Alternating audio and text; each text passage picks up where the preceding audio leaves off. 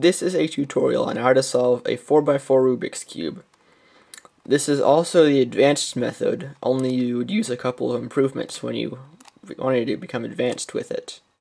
Basically what you do is you start out with a scrambled cube, you solve all of the centers of the cube, you pair these wings into what would be edges on a 3x3, and then you solve it just like you would a 3x3.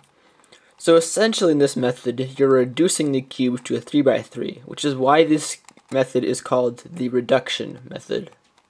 So one of the requirements of solving a 4x4 is to be able to solve a 3x3. And so if you don't know how to do that, you need to go watch my tutorial right now. And if you don't know the notation for algorithms on a 4x4, then you need to go watch my tutorial on notation.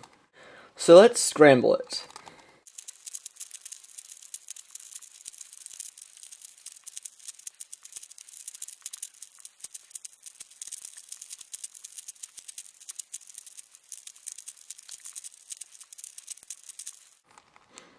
So now we can get started. The first thing that you want to do is to get one of these 2x2 centers. So I'll use white as an example. The centers are easiest to get in pairs, so since we already have a pair made, we can act like that is the side that we want to get and just leave it there. So we'll put that on the bottom because they're easiest to build when they're on the bottom. So you look around and find two of the other white pieces right there. And so you want to position them so that when you put them on the same face, they'll be adjacent to each other instead of diagonal. So if you rotate it this like that, then when you rotate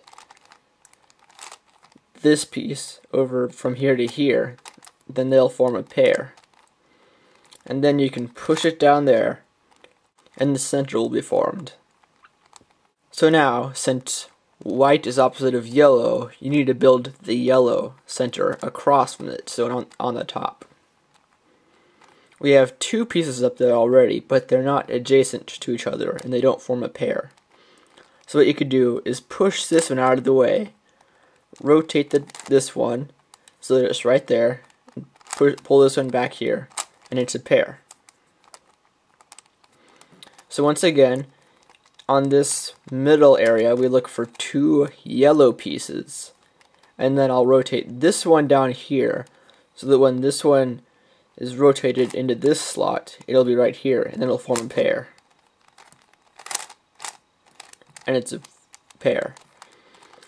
Now we could just push this up right here and form the top, but then that knocks this white out of place.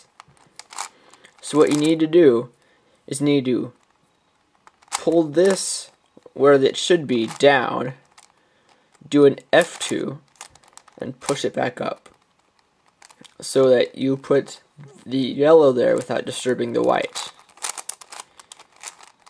You could also push it up so it knocks that one out of place, do a U2, and then pull it back down, and you still don't mess up the white.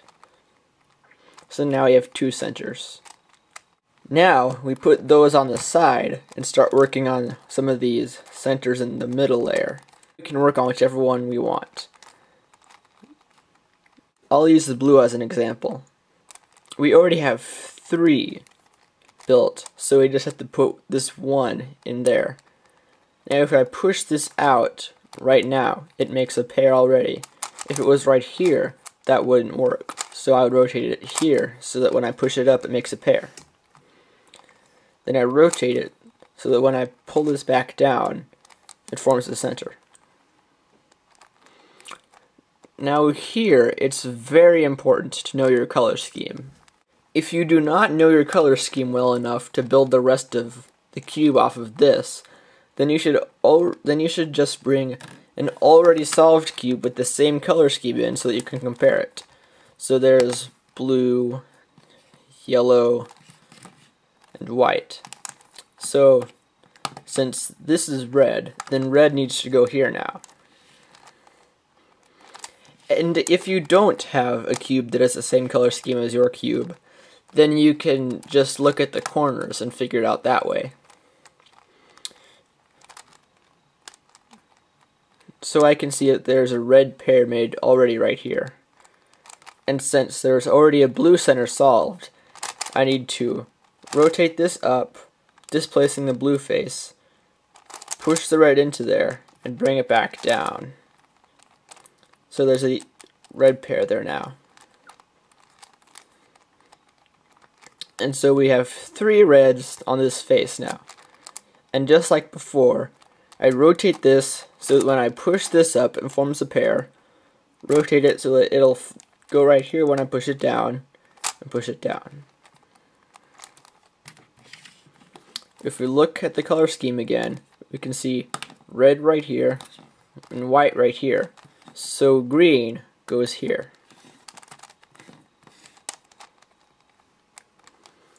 If I can push this up to form a pair right here, rotate it back into this place and push it down. So then I have these 2 right here, but they're not a pair yet. So I have to push this one out of its spot, rotate this so that when I push this back, it forms a pair. Push it right here, and since these 2 centers are already solved, I do the same thing as before. I push this up, grab this pair, and push it back. And you have your centers formed.